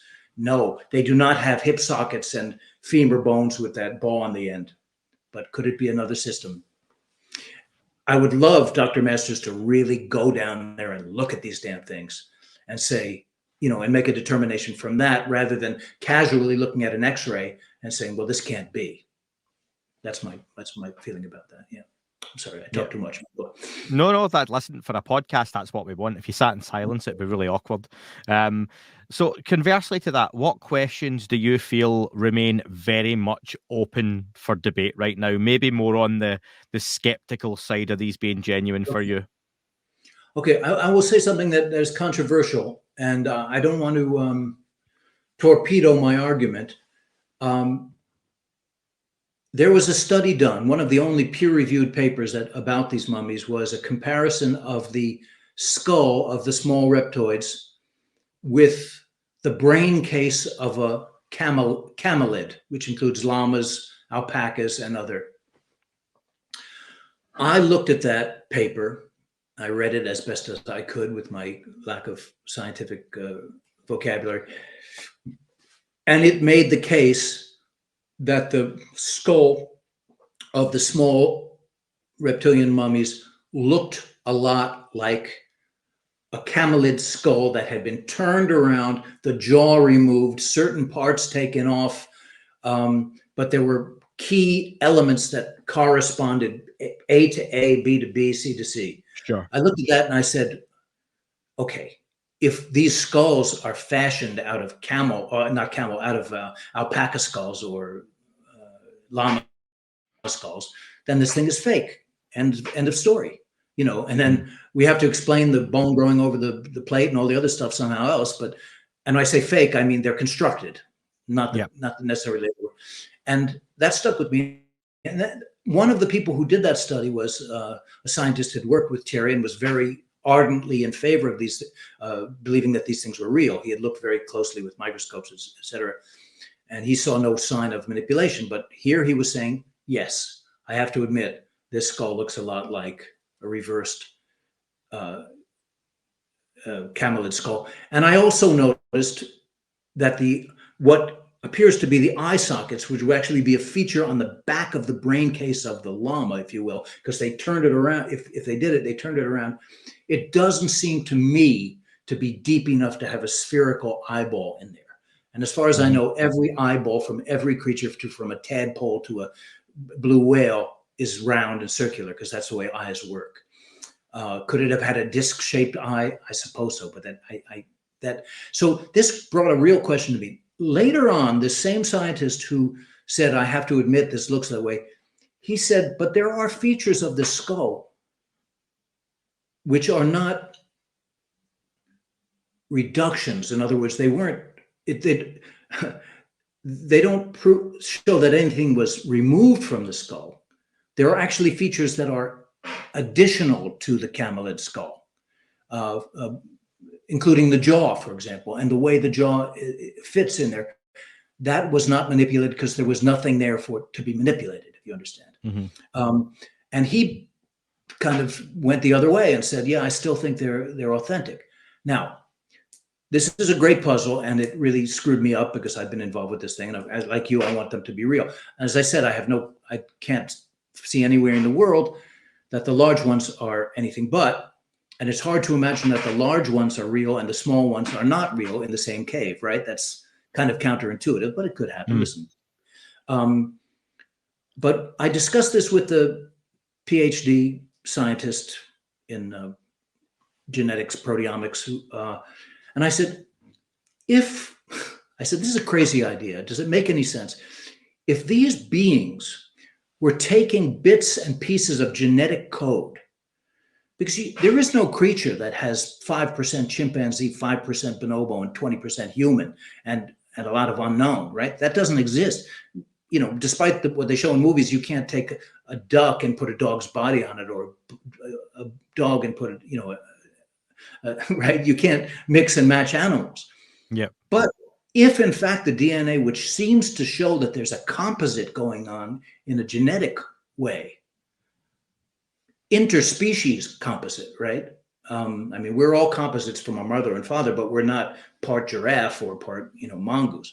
And if this is a situation where they're joining genomes to make an effect, by the way, those large ones, they have 26 bones in their spine. We have 32. That's right. Yeah. That's pretty convincing to me. That's a different species. And But if, in fact, they're doing things with genes that in a method that we have no idea of, maybe it's an extraterrestrial race, maybe some race that evolved on Earth that had these skills. Maybe I said, could it be possible that they said that brain case of the llama looks kind of like what we're looking for in terms of the brain capacity of this being, rather than, I mean, in computer program, rather than program it from scratch, if you will, if they could even do that, why don't we borrow that part of the genome, and it will manifest as this skull with this brain cavity in it. And we can use that for the head of our creature, which we're creating. That is, if you believe in the genetic, construction notion. And this guy said to me, he said, it's an open question because nobody's ever done it before. It's beyond science as we know it.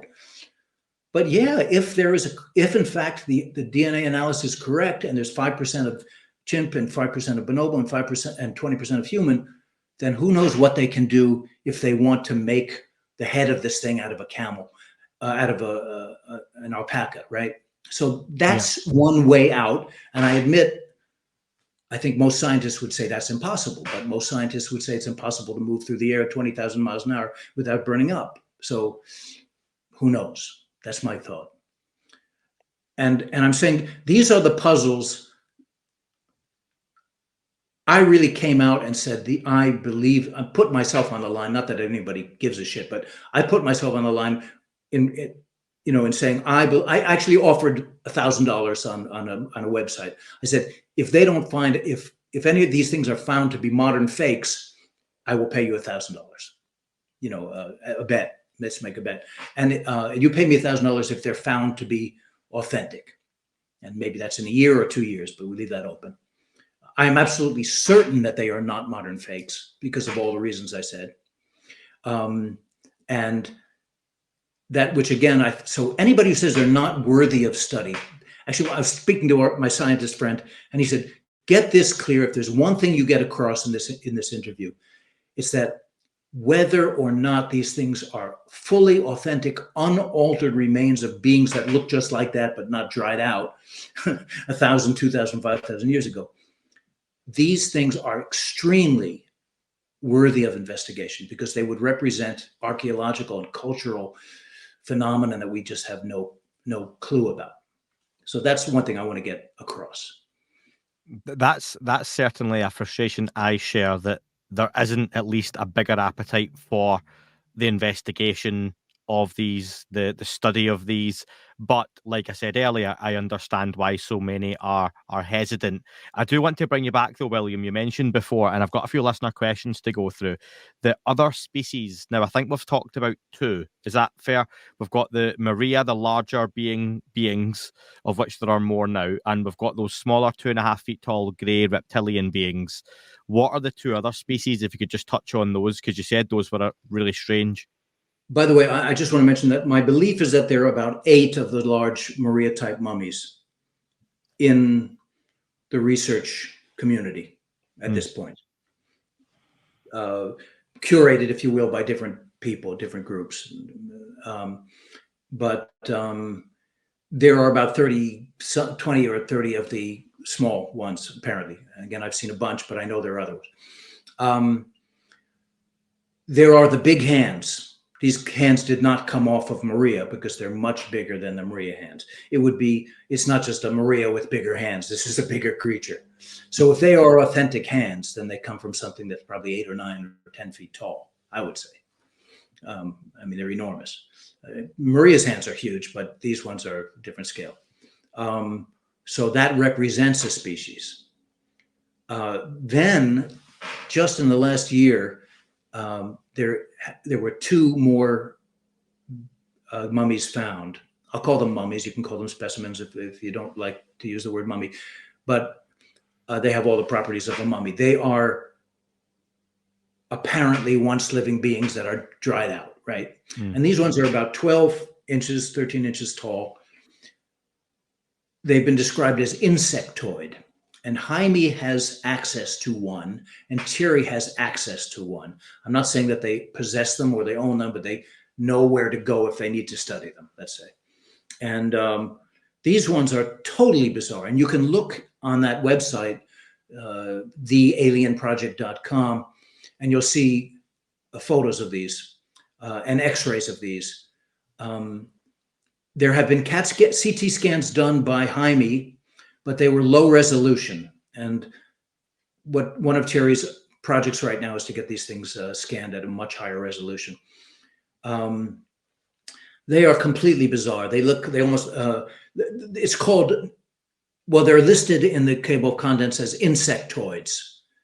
Again, probably not the right word, but I can see why they did that. They're almost like a neck with a head on the end of it, and then almost without shoulders, there's two arms coming out, and they have three fingers, and there's legs, a little trace of a pelvic girdle and legs, also in that funerary position, and also with eggs inside it. But if you look at the tissue of the neck, it's not a spinal column, but it's very organic. It's clearly some kind of. You should show pictures of it if you like, if you can, when you publish. Yeah, I've not got it on this, but I will put the link up because it is on there. It's very easy to find as well. Yeah, I'm just looking at it now.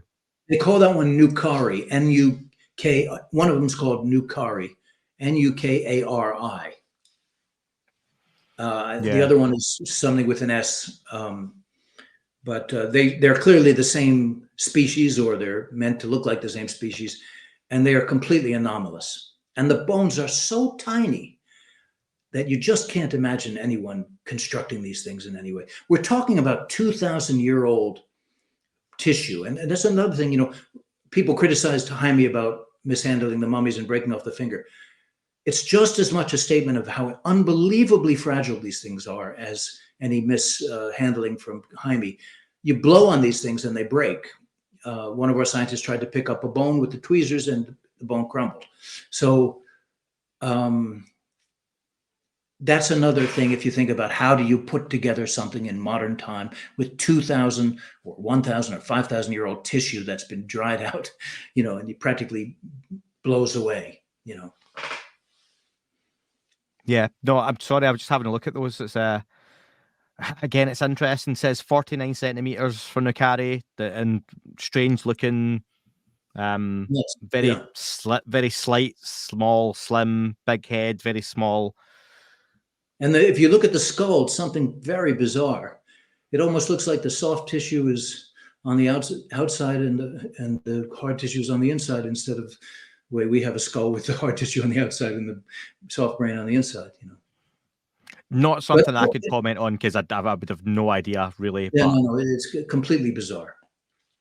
Listen, William, let's get to some listener questions if you don't mind, because so many folks got in touch. And what I do want to ask folks to do is, if anything has been said that I've not brought up that you wish I had, please send them in and we'll get William back on. William, how long have you got? Because I'm aware you've been on here like an hour and a half with me. I got another half hour, I'd say.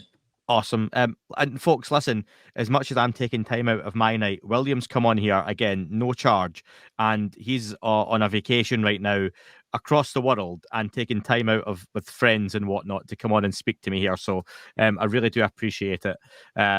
So I think the first one, and some of these we may have addressed, but if you could recap very quickly.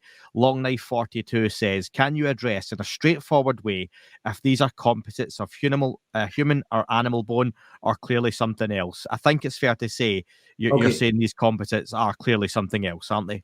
Well, again, I want to be 100% straightforward, because I have no dog in this race. I'm doing this because Thierry trusts me to tell people about this, and I feel like I'm fairly informed as far as people who speak English. So there is what I said about the camelids, the skull resembling suspiciously a camelid skull, and I proposed a possible, perhaps outrageous theory as to why that could be.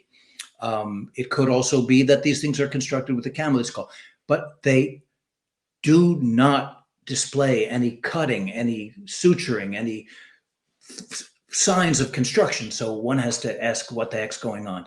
As far as the radiologists have looked at the girdle, at the pelvic girdle and the rib cage, and they resemble no creature on Earth. And there's also of the small ones. The large ones, the bones look very human. The bones of the small ones are actually also hollow. I mean, we all have hollow bones, but our bones have marrow inside them. The bones of birds and other reptiles, some other reptiles, are hollow. They don't have marrow inside. And that's what these bones seem to be. So it may look superficially to someone like Dr. Masters like a human femur or an infant femur, but if the wall thickness is different from a human femur, things are easily mistaken, especially when you look at an X-ray. It's a very crude way of determining. When you look at the CT scan, I think there's a lot more to learn. So I would say in the small ones, there are bones that don't seem to correspond. That's why we have a veterinary radiologist who's looked at every kind of animal under an X-ray, and they're going to say, oh, well, that belongs to a platypus, or that belongs to a this or that.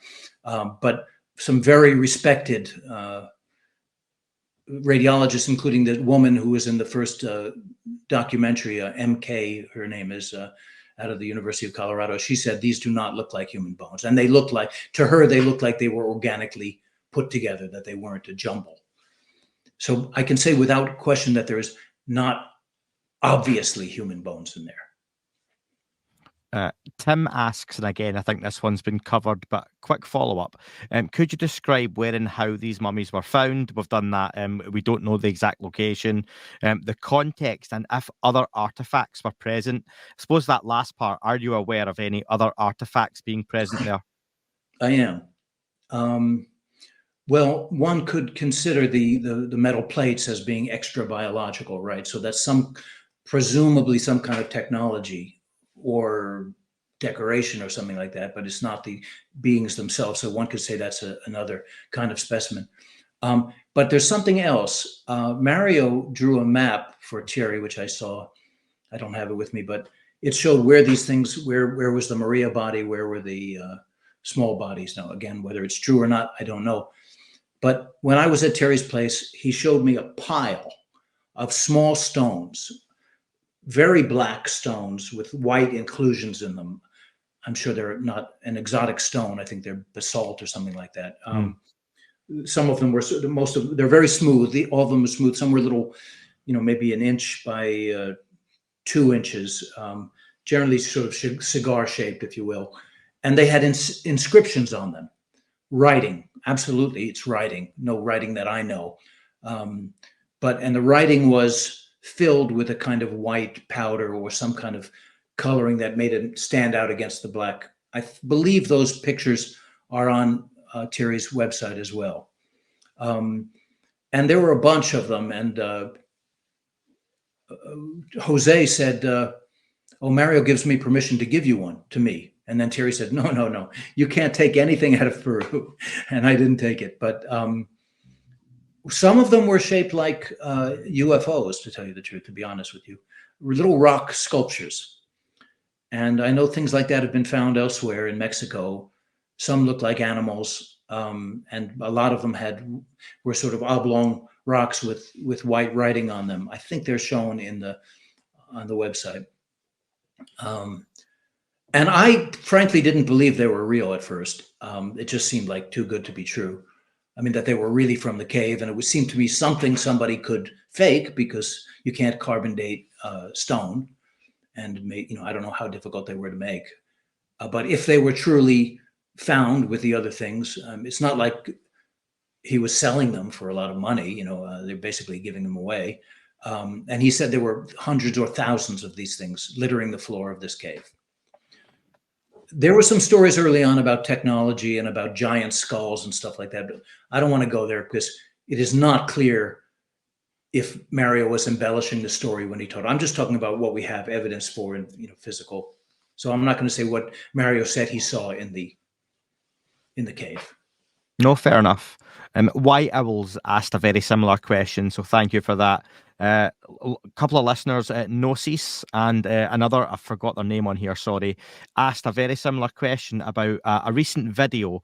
Have you seen that show the tomb allegedly where these were found, and images of beings wearing clothes, including having like gold decorations on them?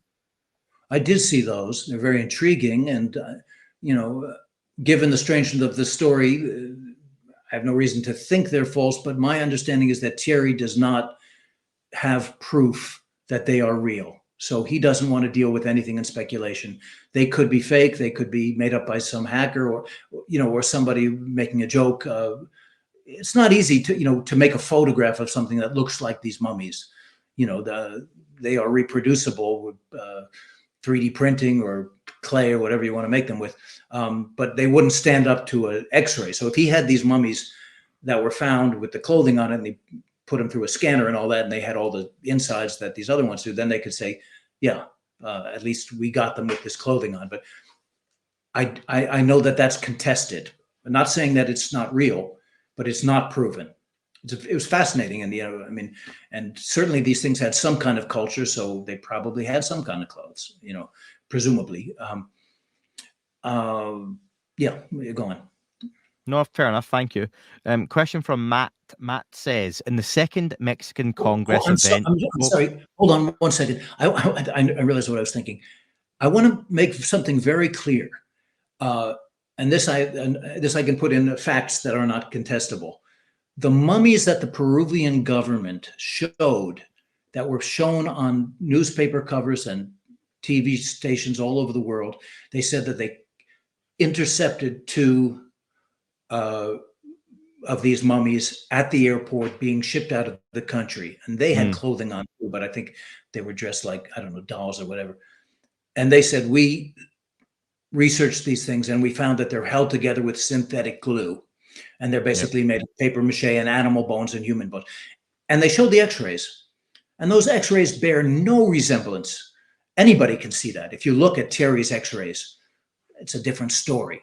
It's like saying this is a Chanel bag, or, I don't know, when people make fake, or this is a Patek watch and this is a Chinese knockoff. Well, the knockoff is not going to have 5,000 gears and diamonds inside it, where the Patek Philippe is going to have that. That's the kind of difference we're talking about here. That was a crude fake. And I conclude from that the Peruvian government is trying to fool us, because they must know. They know what they're dealing with. They had years to examine these things when they were at the University of Ica, and they know what the real ones look like. They can look on Terry's site and see the x-rays. So they know. They're just trying to get that out there, just like, what's his name with Arrow, his bullshit. Kirkpatrick, yeah. Kirkpatrick, they think we're even stupider than we are. So, yeah, no, that's fine. And we'll go back to Matt because it follows up on the bodies. Matt asks, in the second Mexican Congress event from November 2023, Thierry Maurice Pierre says there are hundreds or thousands of these bodies. Maybe in this site there are thousands of specimens. Do you know if that could be the case? And you've answered the second part. So do you know if that might be the case? Like the numbers looking into the hundreds or thousands? He was saying that Thierry said that. Thierry Jamin said that. No, Thierry Maurice Pierre. Oh, I don't know who that is. He may be somebody very in the know, but I can tell you for a speaker at the event. He may have said there may be thousands of that's if he was being responsible, because he doesn't know. Yeah, Mario could have told him there are thousands in there, and there could be, they could have, all of them could be already released. I think it's very possible that there are many more, but I don't know how he would have that information, because as far as I know, no one has seen the cave besides Mario and his close affiliates. Yeah, no, that's fair enough. He had a few other questions, but we've answered them in the body of the interview very well. Or you've answered them. I've not answered anything. You've done all the work here. Steve asks, supposing that these humanoid mummies turn out to have non-human DNA, what should we conclude from that?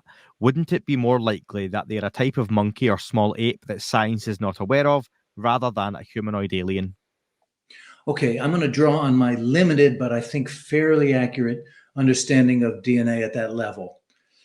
When they do a DNA test, they can tell, when you ever see a DNA test, you see lines. First it says it's a eukaryote, I think is the word for multi-celled creature, as opposed to a plant cell. There are things that include, there's I don't know if it's a phylum or a kingdom, but that includes fungus and animals, and does not include plants. Believe it or not, we're more closely genetically related to fungus than we are to plants. And then it goes down the line. It's a mammal. It's a, it's a human, it's in the Homo, or it's in the giraffe family, whatever, there are these categorizations called the Linnaean system of identification of species. And long before you can tell whether something is a particular kind of monkey, you know that it's a simian. You know that it is part of that larger group. And the fact is, with the exception of this, and again, I haven't really studied the DNA stuff, but I have looked at some results, and they are saying that 20% is Homo, meaning Homo sapien, or some other kind of Homo creature, like Homo erectus or Neanderthal. There were many of them. We assume most of them, or they all died out except us 1,000 years ago. So where could they get this DNA? Maybe they traveled in time. Maybe they found some Sasquatches in the woods or something. But it couldn't be a kind of monkey, because that would have shown up way early. When they say unknown, that means that it's not a type of fish. It's not a type of mammal. It's not a type of reptile. It's not a type of bird, right? They determine the family long before they determine the type of monkey that it would be. So it can't be a type of monkey, because they would have already determined that was part of that bigger, larger family. Make sense? Yeah, I get that. Yeah. That was why they said 5% chimp, which is pan troglodytes or something like that, and 5% other pan. And the only other pan we know is bonobo, but they didn't weirdly say the name for bonobo, because they could tell that it was in the pan group, but they didn't have maybe enough genetic information to tell what exact species it was. And and in science, you don't speculate. Same with the human. It seems to me, to my eye, that they knew that 10% was Homo sapien, but there was more in there that could be Homo sapien, but they didn't have enough data to tell that was Homo sapien, but they knew it was related. It was in our branch, as opposed to the chimpanzee branch, or the great ape, or the gorilla branch or something. Okay, so that's the way that works, in my understanding. No, I get that. And the last question, there's actually two, but they're strikingly similar from two different people on opposite ends of the spectrum. So I'm going to read them both and then let you answer it. And I think it'll be a nice way to conclude the interview. Here's Johnny asks, how much more analysis has got to be done before the bodies are proven to be non-human intelligences, and then what happens? But conversely, Mr. Schuler or Mrs. Culier, I'm not sure if it's Mr. or Mrs., just the way it's written, how much more analysis has got to be done before the bodies are proven not to be non-human intelligences, but are instead not so clever hoaxes made out of random bones from animals for the gullible tourist trade, and then what happens? So I suppose the wider question there, because you've touched on both, is the analysis question. How much more analysis needs to be done to get to the bottom of what this is? Those are bookends. On one hand, you have the reality, and the other hand, the obvious fake, to these gullible or charlatans that are, again, this is speculation from a non-scientist. My feeling from all the facts and having long talks through the night with Thierry and my scientist friend, to my satisfaction, these have been proven not to be modern hoaxes. I mean, the Peruvian government said they were made with synthetic glue. We proved they're not made with synthetic glue. We took the parts where the glue would be, and we analyzed it in a mass spectrometer, and it doesn't show any polymers. End of question. There's no synthetic glue. I mean, maybe if you took every square centimeter, but if they're going to use synthetic glue to hold these two fingers together, they're going to use it to hold these two fingers together, right? So that didn't seem to be part of the process. The age and the fragility of this material is such that it really defies logic that anyone could make something that looks like these in modern times from provably ancient biological material. And I would add this, and this has been an argument of mine from the beginning.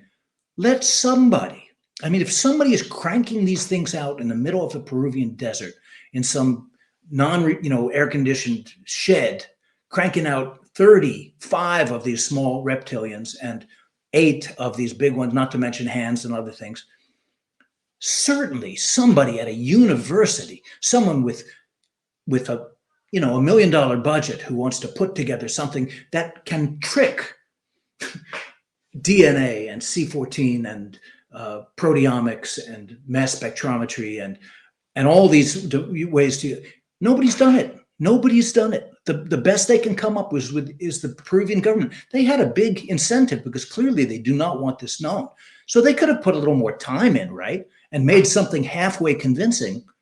But even the Peruvian government, with all their resources, and assuming that they're in touch with the CIA, who probably does, or wherever the Americans who don't want this thing out, presumably, because it opens up a can of worms, certainly they could get enough funding to put together a reasonable fake and then debunk it. But they didn't. And I challenge anybody. And there have been people who have made them and say, see, look, like the Peruvian government, other people have put them and say, we analyzed this and it turned out to be a fake. Yeah, because you made it. But that's not what Thierry's talking about. That's not what Jaime's talking about. That's not what the chief medical examiner of Denver is talking about, or this other scientists they have, So, and you asked me about what scientists. A whole lot of scientists at the University of Ica had these things for years to examine. And I actually was critical of Dr. Masters. I was saying, where do you get off telling these people that they're tricked by an obvious hoax when they've had possession of these things for a year or 5 years, and they have every day they can go take it out of the glass case and take a piece off or look at it under, and you have the nerve to say that they don't know what they're talking about? Is that because they're Peruvian? No, these are PhDs and doctors and, master's degrees, and they're people with academic training. They're teaching at a scientific university, and, it's not Harvard, it's not MIT, but they're not idiots, So that's the one side. I think that answers the second question, is how much. I think that's been settled. Yeah. Enough research has been done to prove that they're not modern fakes for idiots like me to be fooled. How much more? This is what I'm really discussing with these scientists at the university I'm talking about, is where do we go in on this stuff? We wish we could take a body and bring it to the United States and have it undergo everything. Of course, when you do a CT scan, it doesn't matter whether you do it in Peru or you do it in the United States.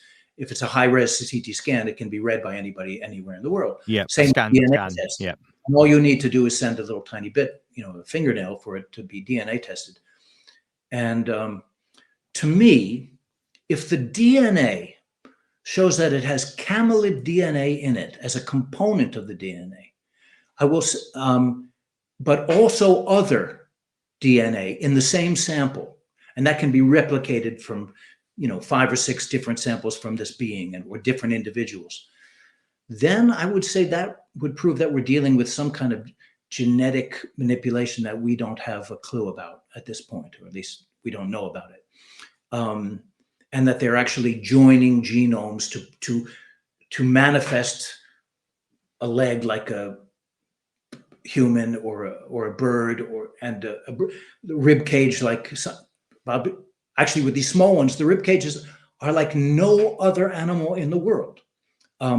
They join each other in the front. They come off the spine in the back, and they're actually continuous, like a ring. I mean, they're broken where they meet the spine. But every other animal, from Tyrannosaurus Rex to, like I say, a tadpole, has a rib cage that they don't meet. They grow out from the spine, and they meet the sternum maybe in the middle, which is a separate bone, or they're free, like we have. So that's like completely out of.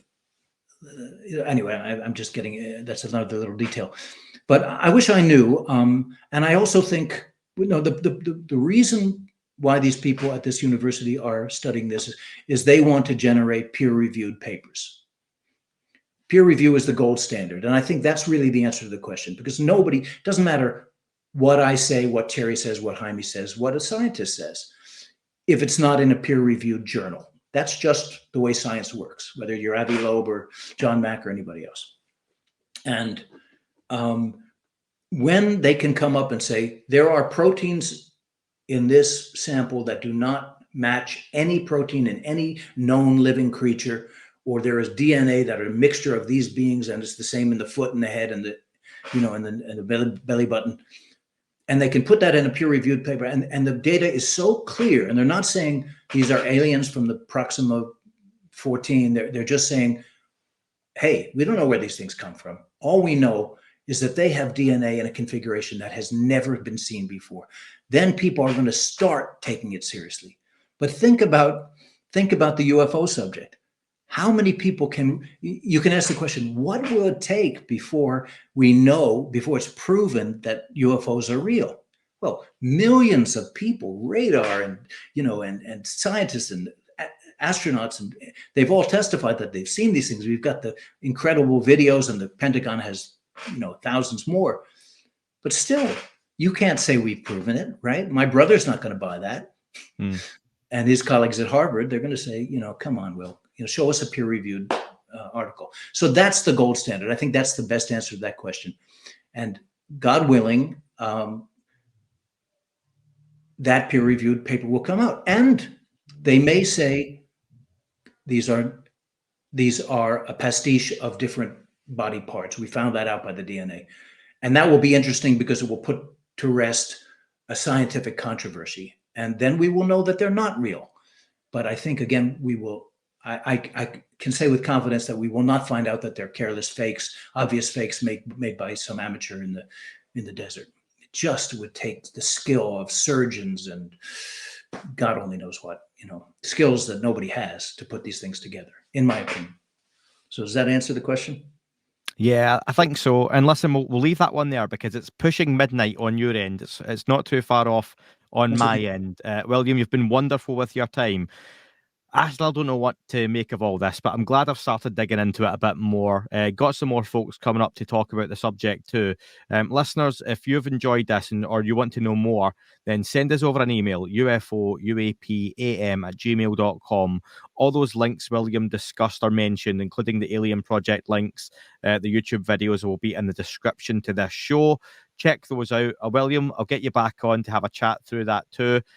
Really great speaking with you. Have you got any type of social media that people can reach out, or is that something you stay off of? I'm kind of filled up with friends because I'm a musician between other musicians, harmonica players, and UFO enthusiasts. I don't have any more friendship slots, but I can be messaged, and I'm happy to answer anything that comes my way.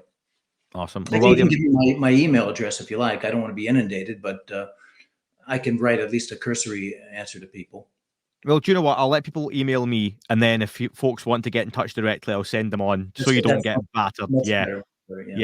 Especially just to remind you, in addition to the alienproject.com, I recommend people watch the Vimeo video called Tridactyls.